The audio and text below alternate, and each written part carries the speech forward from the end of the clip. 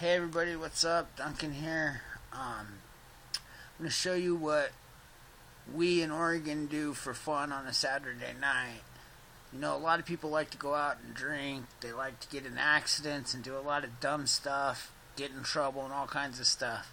So here's what we do here in Oregon. First things first. Say hi, Lisa. This is my girlfriend, Lisa. Hi, everybody. I'm Lisa. Now, you notice in her hand what she got. Step one to a Friday night, Saturday night in Oregon is a dab bong with a nice dab rip. Fat rip. And in order to get the fat rip, you have to have the torch. No, there's a little bit more in there. She's about to clear. Alright. And every good Saturday night, every good buzz here in Oregon requires munchies. So, you got the graham crackers. Oh, look, what's that? That's the dab. You got to have plenty of that. And below that is the graham crackers, the marshmallows, the forks to hold it all together, Right. and the Hershey's. But here's the funny thing on here. They talk about all the different ways to make s'mores. Campfire, barbecue, I don't know what is those. It looks like a convention oven and then an oven. But see Or a here, microwave oven and an oven. I don't know. here in Oregon, we're going to make s'mores with that. Because that's how we roll. Yeah, it's kind of like the same concept of me heating up the dab thing, like dab rig, except for I have a fork and a microphone on there. We're gonna make s'mores. We're gonna get stoned. We're gonna make s'mores, and it's a kickback at home Friday or Saturday night, and kids are asleep, so I don't have to worry about them until in the morning. And no one's gonna go out and get drunk and Be dumb. yeah, risk our lives. We're gonna sit here and make s'mores at home and dab out the legal way. Now, how many times do you hear on Saturday nights people going out, getting in wrecks, car accidents, drinking and driving, people being just completely ridiculous? And then here we are. Okay, this is how you dab. People want to tell you that, you know, potheads are trouble and yada yada yada. But listen, here we are at home making s'mores, getting essentially stoned. Kids are asleep, no one's here, no one's causing trouble, and yet they somehow want to make this sound like this is a bad thing. I've been smoking pot since 1999, and I have yet to move on to any harder drugs. And if you look at me, you probably think, wow, I'm really young. But really, I'm not. I'm pretty old, actually. Well, they say pot's a gateway drug, which is curious to me because, like, I've been smoking pot longer than I've been alive. How is it possible? I haven't moved on to anything harder. many of my viewers on here know that I used to do a lot of hard drugs. So for me, it was the exact opposite. Marijuana was not a gateway for me. It was an exit to a lot of drugs. I use it essentially to get off of a lot of the other drugs. And I remember while doing those drugs, a lot of bad things. I remember the people around me, the people that were essentially just tearing their lives up. So, hold on, I'm passing her the phone. This is his dab that he's about to take. Now, what's some of the purposes for dab? Why would somebody take this medically, or what would be some of the purposes, Lisa? It's a higher concentrated THC, so you don't need that much of it, and it hits you instantly for, like, my Crohn's disease. When I smoke a bowl on my Crohn's disease, okay, I'm yielding probably about a 20% THC content, I believe. Am I right about that on flour? About 20% on flour? 20 to 30, depending upon the quality of. Okay, I just wanted to make sure that my percentages were right before I made this comment, because dabs are running about 90%, 80 to 90% THC. I mean, low dabs are 80%, high dabs are above 90%. I mean, I'm running at a high 90% dabs. And it also burns much cleaner. Yeah. So, a lot of people choose to dab, they choose to vape, they choose to use the concentration form of it because it does burn smoother, it burns cleaner, and it is better for you.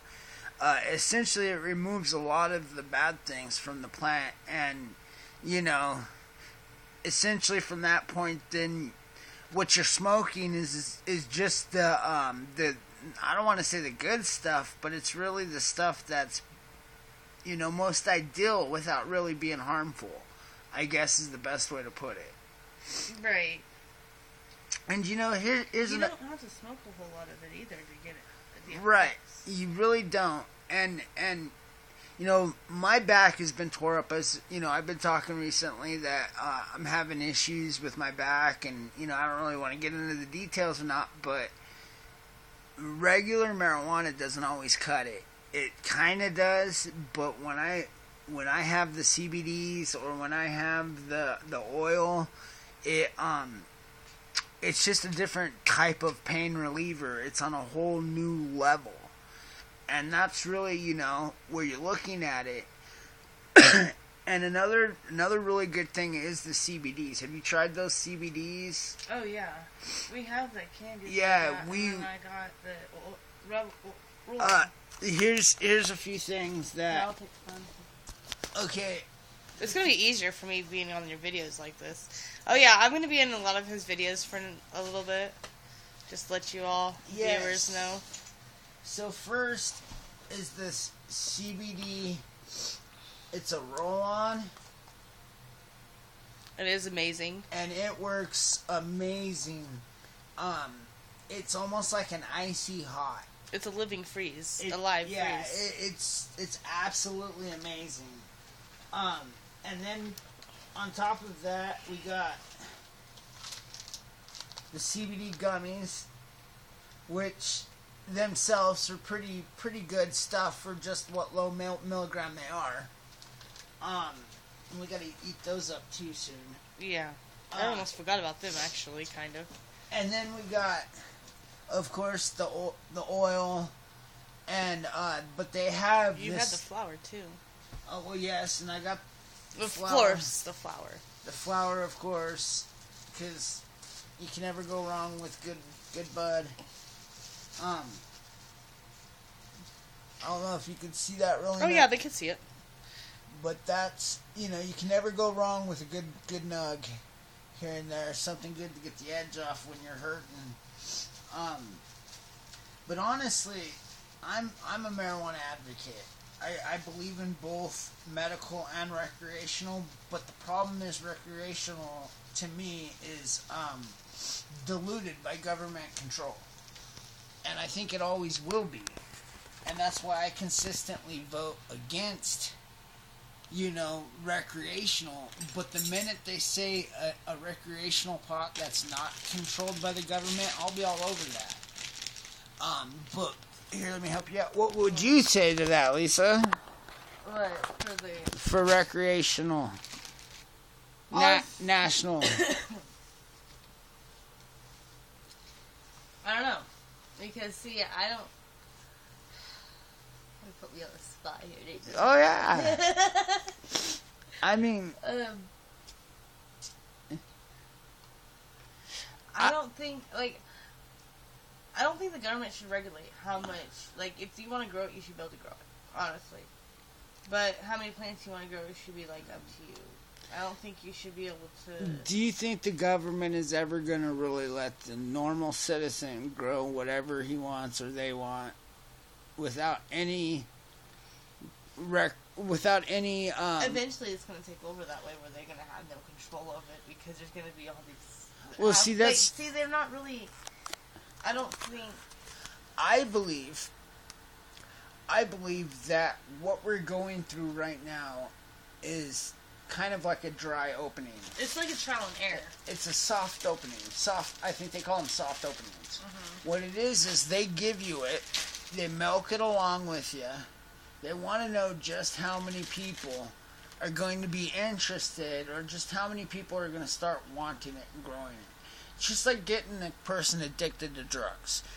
Cigarettes. Cigarette companies did the same thing. They went out, they told everybody it was great, they made everybody want, it became a part of social icon. You couldn't turn on a television in the 50s without seeing the cigarettes. It became a social class. They marketed it for it. And then essentially what happened is they came in, they said it was bad for you, the government took over, and now huge government contracts go to Philip Morris, R.J. Reynolds. There's laws being passed in order to give them a monopoly in the tobacco industry. And essentially us as citizens could get in 10 times as much trouble growing a tobacco plant in America than we can a pot plant. And I think they're essentially trying to put marijuana in that same category. I think they're doing the same thing. See, I haven't done much of a whole lot of studies on this to actually really. I have to do more study on this part because I don't want the medical marijuana program to go away, and I feel like that the legal process is making the medical side of it going away, and I don't agree with that at all. And I agree with, because I do think that never really in American history has a medicine been a recreational drug at the same time. See, I didn't vote for the recreational marijuana either. I voted against it. I'm scared for it. I'm kind of scared too because, like, I don't know, like, I didn't think that it was, I didn't like how it was going to be controlled, honestly. Because Klamath County, you have to sit there and you can't even have it here in Klamath. Like, they don't even have any shops for recreational. It's not even affecting us. Like, yeah, if they sit there and do recreational marijuana, then it's going to be... Well, here's how I see it done. If recreational passes, the first thing they're going to do is they're going to go and they're going to start a fee. They're going to create a large, massive fee to where the government is then in control of certain people who can afford to grow under their guidelines. Knowing that the only people really capable of doing this are people of mass production, companies that are already in place. And then the minute this happens, we already know the tobacco companies who are already set, ready to go, are going to be the ones that get the contracts. We already know that then at that point, our government will then start creating laws, just like they did with tobacco, and alcohol. And alcohol. They'll start taxing you to sit there and grow it. Exactly. And you'll be talking about a fee so large that only Philip Morris and R.J. Reynolds can afford it. You're talking about restrictions on it to every aspect of it except those companies. And then what makes it worse is these companies will be able to go to other countries and create the stuff and sell it back to us for next to nothing. Right. And that's what it's all about. I don't think it's about controlling pot. I think it's about controlling the money that it's going to bring. Because then they're going to start taxing the shops. Colorado made more money in tax revenue that they've ever seen in the recreational side. Oh, yeah. And it's a massive business. But I will say for the medical side, I believe insurance companies should cover it. I think it should be a federally, medically insured. What's that say? Each one. Microwave, camper, toaster, camper, grill. Well, Hershey's, we're about ready to add a new one to that list. It's called propane torch. Yeah. That you made me rip off so that way I'd go to jail for. Yeah. An ordinance. Yeah, but we didn't need to say that. Just joking. I can't go to jail for it. the point of this video is simple. You know, people want to tell you that smoking's bad. They want to make smoking pot illegal. They want to tell you that it should be condemned. Even our president today is saying that marijuana should stay in the same category as heroin and cocaine. And then he's saying that drug dealers need to be life in prison or put to death. And I'm like, well, wait a minute. What about the growers? You see, I see us getting attacked on this whole issue. I can see it backfiring on us quick. And that's the simple purpose. I'd love to know what others think about the medical marijuana or the recreational aspect.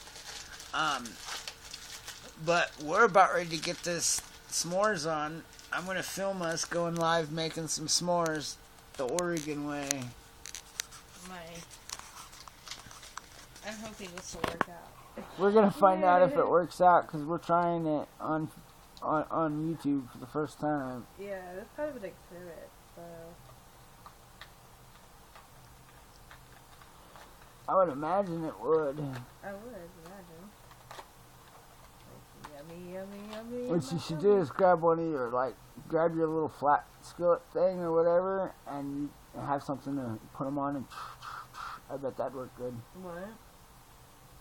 I bet it would work better if you put them all together on a skillet or on your cast iron and from there.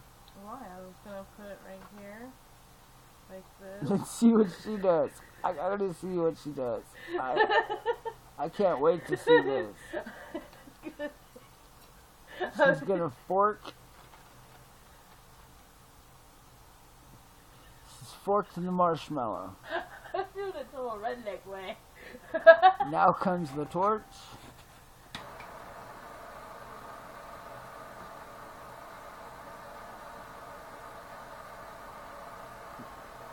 Marshmallow is being cooked.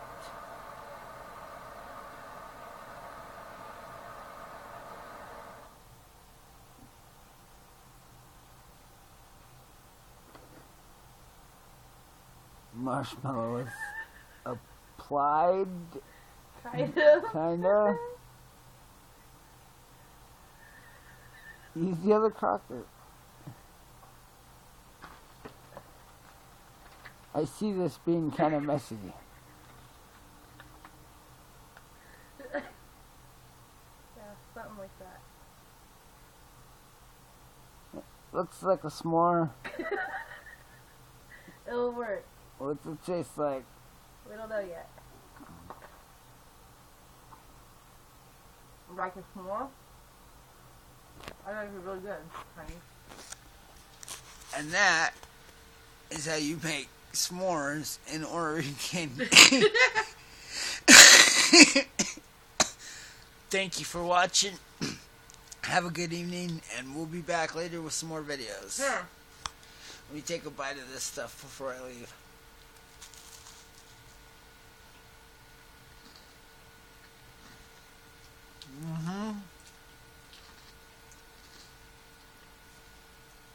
That is pretty good.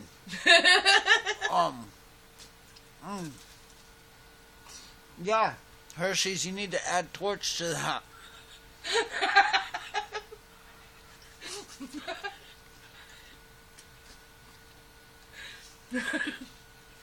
Thank you for watching.